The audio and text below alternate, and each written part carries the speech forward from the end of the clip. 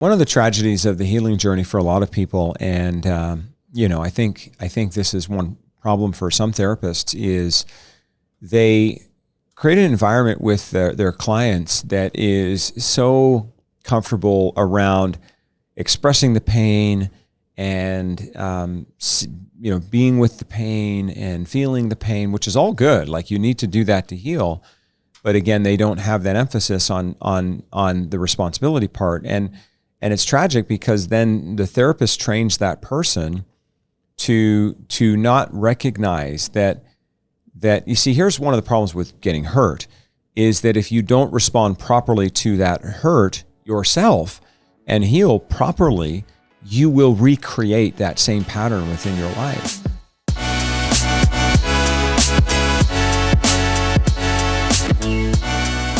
I think we do live in a bit of a codependent world.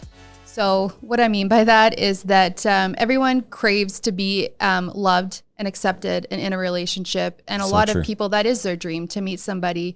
But we can so often, let's just ignore the red flags because you give me butterflies and it's good for a few months, but I've learned down the road it's not wise. And so I think, as a woman, like, one thing, and even as a man, is like growing our own identity and our confidence so that when we do meet someone and we do see those red flags, that we don't just put it under the rug and just keep going. And then you're wasting a year. And I guess it's not wasted time because you learn from experiences, but we can just be wiser people in the dating field because, it's crazy out there. It is a little crazy. And I love what you said, like, don't ignore the red flags, right? Yeah. And, my red flags might be different from yours. A lot of that's going to come from the relationships that we've had and the way that we've related, right? Mm-hmm. And so, if you're feeling like your radar is going off, then why would you not honor yourself? Yes. Right? Why do you need this other person so bad that you're willing to trample on your own heart that's talking to you, right? Mm-hmm. Listen to your heart. And, I'll say another thing that I learned through this is my wife, she came from a completely different experience of family and marriage. And I guess you can say what it means to kind of have a blueprint. And, it's not my story to tell, but she's shared it enough times that I think I could probably share it that, similar to your parents, her parents were together for like 40 years. They went through a lot of hard times. I remember she told me about her dad. My wife is from the Philippines, and he had a real problem with drinking and gambling. And it was really affecting the family. And so her mom, and I know her mom lives with us now, and she's a very strong woman. I tell you what, like, my wife was not raised by a pushover, and that's why my wife is so strong. But her mom sat her dad down and said, if you don't change, you're out, because this behavior is really affecting our family. It's affecting our finances, and I love you. I wouldn't have married you if I didn't. But until the behavior changes, you're not allowed to be here. And that conversation changed his life. I celebrate strong women. I celebrate strong men who have the courage to have those types of conversations, because he, I think, for whatever reason, needed to hear that. And guess what happened? He stopped the excessive drinking. He stopped the gambling, and their family stayed together. But the mom had to be willing to step up and then be courageous enough to back it up. And I look at that too, and I think, wow, that could have gone the other way. And then imagine for that mother how that would have crushed her spirit to now have to live with that, not feeling love, feeling nurtured, feeling respected, the impact on the family. It's so cool because that same dad very sadly passed away about 5 years ago. I got to meet him. Our daughter Jasmine got to meet him. He had evolved into such a beautiful man. I mean, he was the most gentle, kind. I mean, it's actually makes me sad even to talk about him today because our bond was so strong. And so I think a tough conversation led to a man who said, okay, and that allowed me to end up marrying this beautiful woman. And that's the blueprint she came into marriage with, right? So she saw a man respect her mom to the point that he was willing to change. And so when she talks to me, that's the expectation from me too. Now, I've never had that issue, but it's interesting because when you're talking to a strong person who's not all emotional and they're not all freaking out and they're not all triggered, but they're just like, I've thought about it. Can't tolerate this anymore. It has to change. I'll tell you what, that can actually inspire change in people. So I don't think it's about ever giving up on your values. I know you chatted a moment ago about values and how important that is in a marriage or any relationship, isn't it? Yeah. And I've learned the worst thing you can do is tell someone what you're looking for, because I know I've done this where it's like, I want to be approved. So I'm going to tell you what you want to hear, but I wasn't being authentic and true to myself. So I know that there's a lot of people out there that also have done that or do that. So it's like, I've learned to not actually share that. It's to just figure out who someone is without sharing what you're looking for, because then you can see their true authentic self versus molding into who you say you want. So and that's tough, right? Because everybody's now, I got my list of all the things I want, and often they're very eager to share it, right? Oh yes. And then, do you match my list? And then if you like that person, you're like, well, I don't, but I can, bend myself. Yeah. Totally, right? Yeah. Yes. And so I think, I hope that this really helps. I mean, when you think about relationships, especially in the romantic sphere, but actually in any sphere, what are the takeaways? Do your homework. Don't go in codependent or needing something. Actually have an open mind and bring with you your values, right? But don't impose them on someone else. Just try to find out, is there a match here? And if there is, then you keep moving forward one step at a time, right? So one thing I'd love to chat with you about in relationships too, and maybe we can sort of close with this, is what are a couple of, besides what we've already talked about, the key success factors that you can think of, or even if it's just one, for a relationship that's thriving? I mean, I know you've been in relationships that haven't been great, but you've also been in relationships that are thriving. Yeah. What is maybe one or two things that you've learned? Yeah. So I've learned, you have to be vulnerable. So that's still something that's hard for me. I've learned, I can be vulnerable to a group of people, but does that necessarily mean I can be vulnerable one-on-one with people? It's a whole different situation. So that's something I'm currently learning right now. And I think in friendships, I've developed some really great friendships over the last few years. And through that, it only came from me risking being vulnerable with them. And it's kind of like entrusting them. And then I think, just being able to have that trust and communication. So everyone kind of, like you said, we have role models, and we kind of we operate our relationships in the way that was modeled to us. And so because there's dysfunction in every single person, we all have something that we need to work on. So what that is for me might be different for you. But for me, I would avoid conflict, and I would not want to face hard conversations, and I would push people away to protect myself. And so what I've learned now is I've learned how to bring up hard conversations, but now I need to learn how to do that in more of a respectful manner. And I also have learned that when I want to put up that wall, it's like actually reflecting on why, because, and then, still choosing to be vulnerable, because that's literally the only way that you create deep relationships with people, and realizing that, yes, okay, you still could be hurt, but such is life, and you're going to be okay. So yeah. How about you? Yeah, and thanks for your great wisdom there. Honestly, it's awesome. Maybe I'll just share, because I know we've talked about a lot of things, but the simplest thing I've learned in relationships, probably in the last, I'm going to say 3 to 4 years, and I do credit a lot of this to Dr. Wayne Hammond. In our flourishing community, he's such a pillar, and you can check him out, by the way, flourishinglife.com. That's Dr. Wayne Hammond at flourishinglife.com, because he is a genius on so many levels. So anyways, he's helped me understand the neuroscience. And, he's never said this to me, but when I understood the neuroscience just of people and the absolute critical need for safety that we all have, and we all know that there's a fine line between safety and comfort. right? Like those aren't the same thing. I can be comfortable and actually not safe, but I can also be safe and not comfortable. And so to make it really simple, I like to think about the difference between bridges and boundaries, or bridges and walls. And in every single relationship, and this is really important to understand, we either put up a bridge or a boundary. Now, boundaries today are, I think, very popular as a conversation piece. I also believe personally that they're slightly misunderstood. And yet, let me kind of qualify that. So the purpose of a boundary, of course, is to protect yourself. And there are many, many contexts in which you protecting you is absolutely critical. As a matter of fact, I would see boundaries as an essential toolkit for anyone who wants to flourish in relationships. It's absolutely critical. But I would also see it as the tool that for some becomes the default position.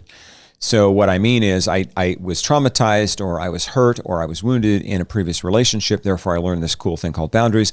And now it works so well, I just kind of keep it up all the time.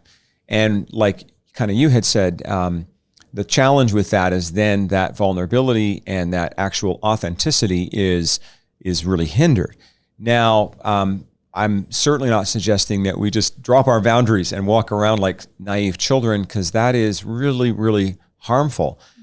Because, if all I have is bridges, and the purpose of a bridge is to connect, the purpose of a boundary or a barrier is to protect, I need both. And I think it's not an either or. I would suggest that the sign of a thriving person is the emotional intelligence and the emotional awareness to know, when do I need a barrier or a boundary versus a bridge? And I would also suggest, and again, you can try this out. If it doesn't work for you, it doesn't work for you. I'm living my life, you're living yours. But I would suggest that maybe the default position should be bridges.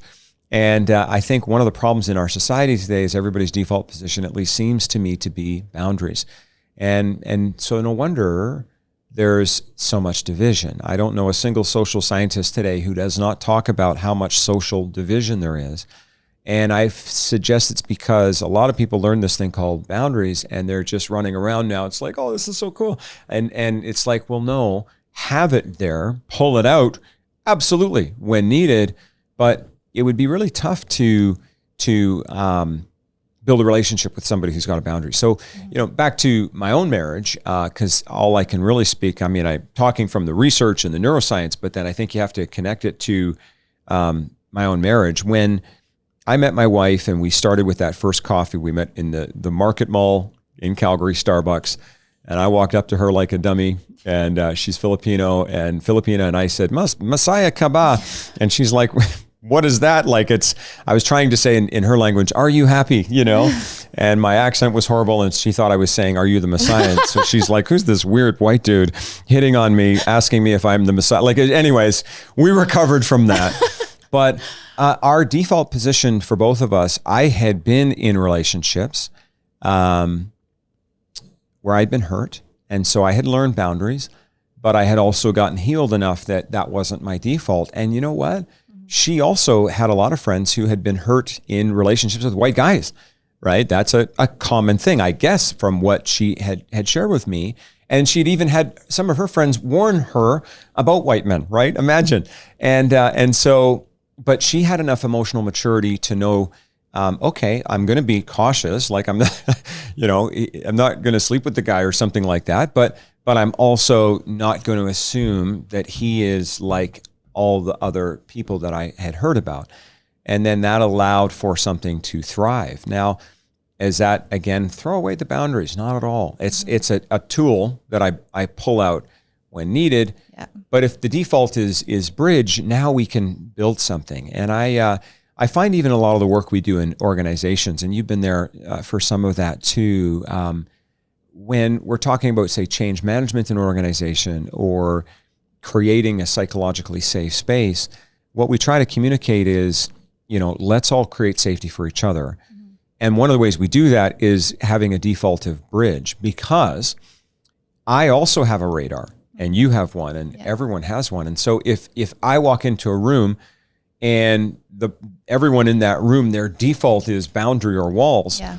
What ends up happening is I instantly, subconsciously put mine up because I sense something is there, and then I'm like, oh, geez, do I have to put mine up? And so this happens in under 1 second before we even know. So I think some of it is just us having enough emotional intelligence to have sort of the awareness, like, where am I at? And you know what, here's the reality is there's also times in our lives where, who knows, like maybe I have an emotional meltdown and then I show up at work. And maybe, you come in the room, or Sheila or whoever, and maybe I need to know, like, right now I'm more in a boundary place, and that's okay. But then just communicating that to people, just saying, hey, guys, like, right now I'm not doing well, and it's not because of you or you or you, but actually me. Right now, I need a little bit of time to process things. And I've found people respond to that instantly. You're going to tap into empathy and support. Yeah. So I think that's been something that's helped me. And how's that? Yeah, that's great. And I know you talk a lot about, what happens to you isn't your fault, but then how you heal from that is your responsibility. And the first time I heard that was really hard for me to hear, actually, because personal responsibility is hard. It's not easy, and that's why a lot of people don't do it. But the thing is, I found that, just like you were saying, when you're really unhealed, easily triggered. It's like, I know my first year after marriage, I had a really massive protection mechanism, and it was an energy that other people felt. And guys that actually come up to me a couple years after that, like telling me, like, you were not open. Like, you looked really, like, I didn't even want to come up to you, kind of thing, because you just looked angry. And I'm like, wow. And I had no idea back then.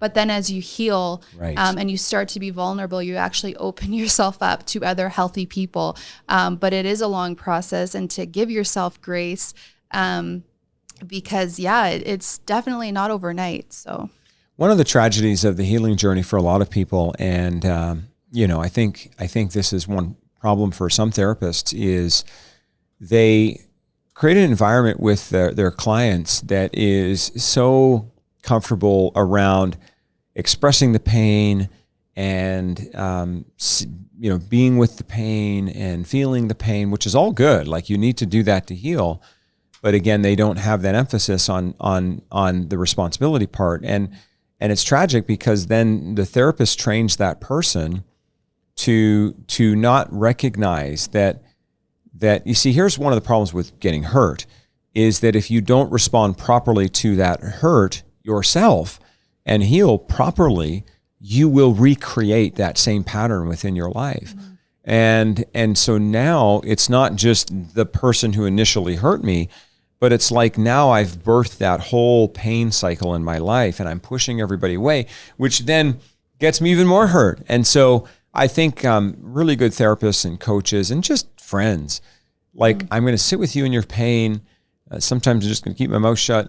There's no judgment here. This is a safe place. But at a certain point, how do we heal to the level that we're able to, like you said, no, okay, now I'm able to not push everybody away.